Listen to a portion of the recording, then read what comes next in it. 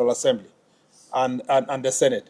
As highlighted, it was not always the norm for the police that the police were held accountable for the actions in extrajudicial cases of police brutality.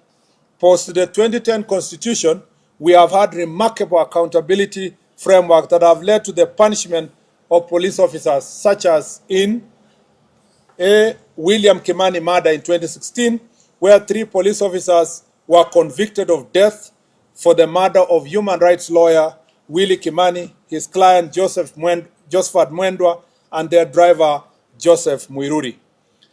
B. Baby Samantha Pendo case of 2017, where 4 police officers were charged with the murder of 6-month-old baby Samantha Pendo, who was killed during post-election protests in Kisumu in 2017.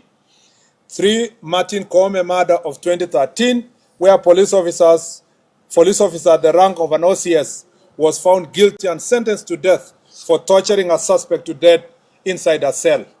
Among many other instances that the police have been dealt with, family for breach of law and the Constitution. Although we have experienced worse incidents in the past, the progressive nature of our law and policy will soon make such occurrences rare in our country.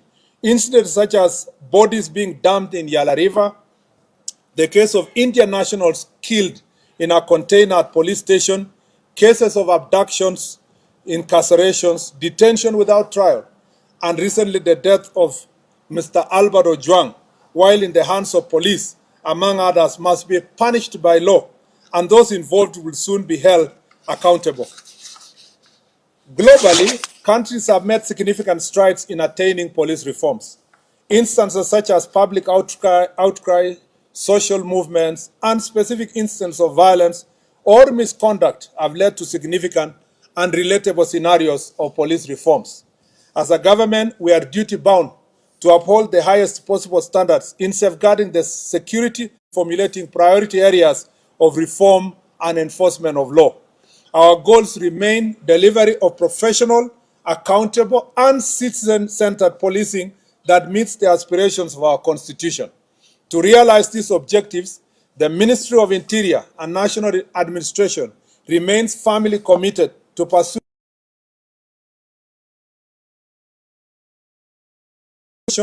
policy and administrative reforms and of international best practices. Upon consultation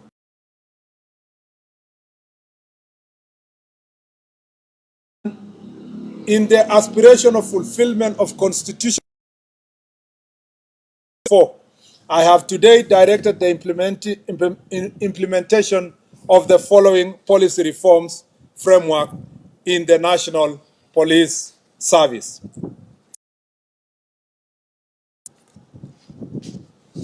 On CCTV surveillance, it shall be mandatory to equip police stations with CCTV surveillance to enhance transparency and accountability. All the police stations, currently standing at 1,209, shall have CCTV surveillance within the next 2 years. We shall be making proposals to Parliament to enact laws that criminalize tampering with CCTV cameras. The surveillance system shall be in the custody of the officer commanding station, and the said officer shall be required to ensure that the system is always functioning, and instances of fault, it shall be reported within 1 hour through the established chain of command. The CCTV shall have an external backup system. It's important for Kenyans to know that the current stations that have CCTVs are not CCTVs that are sanctioned fully by the National Police Service. It was the initiative of the individual police station, 9 police stations, identify areas for improvement. Working together with civil society, religious leaders, and other stakeholders, we shall ensure regular audits and evaluation with awards to the best police officers, police stations, among others. We are creating systems that evaluate officers' performance based not just on enforcement metric, but also community relations and adherence to requisite ethical standards. This framework shall establish both the criteria for reward and sanction of respective police officers. 5. Training and education. I have directed the establishment of continuous professional development training on all officers beginning with the OCSs, who shall be required to undertake minimum training annually on set of constitutional standards of the National Police Service as shall be developed in the curriculum.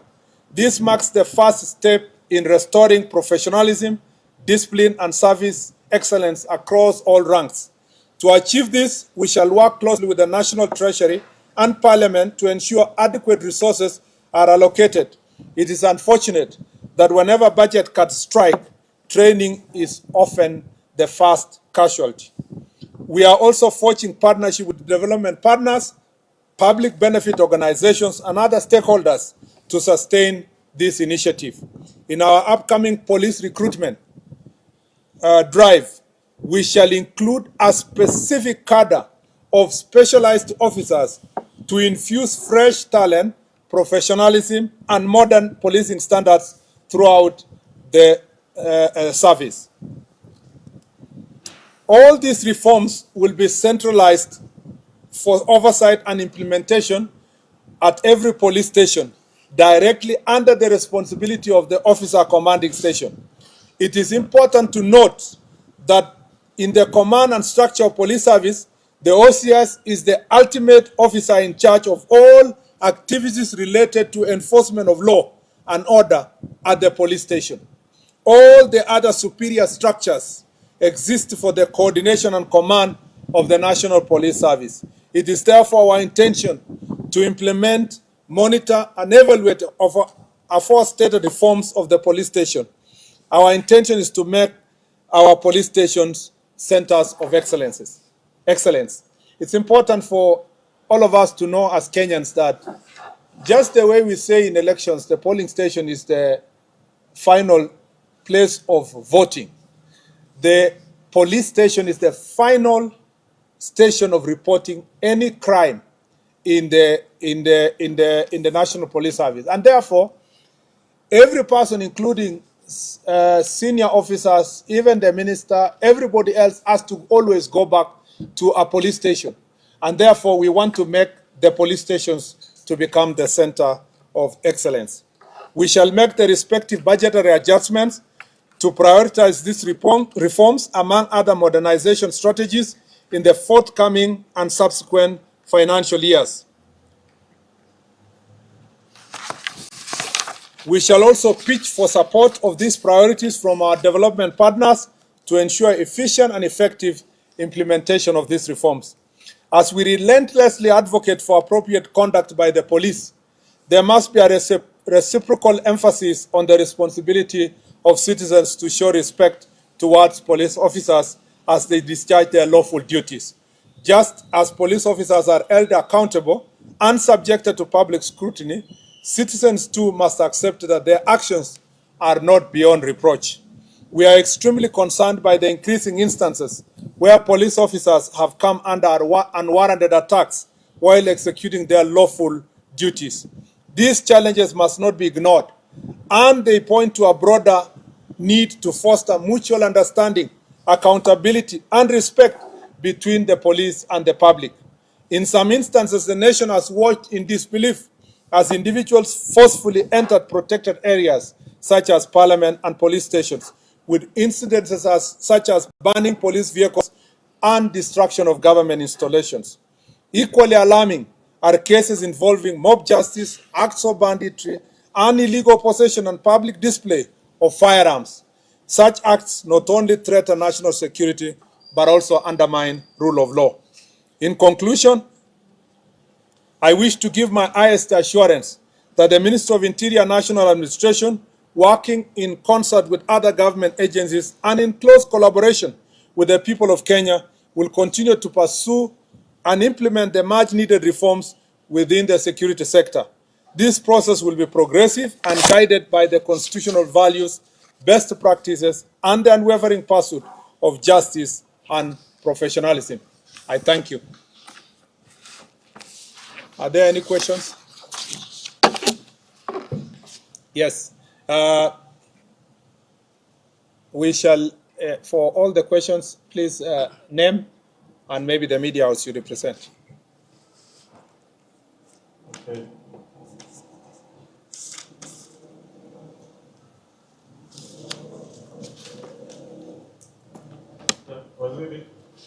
My name is Sidney Chazima from TV 47.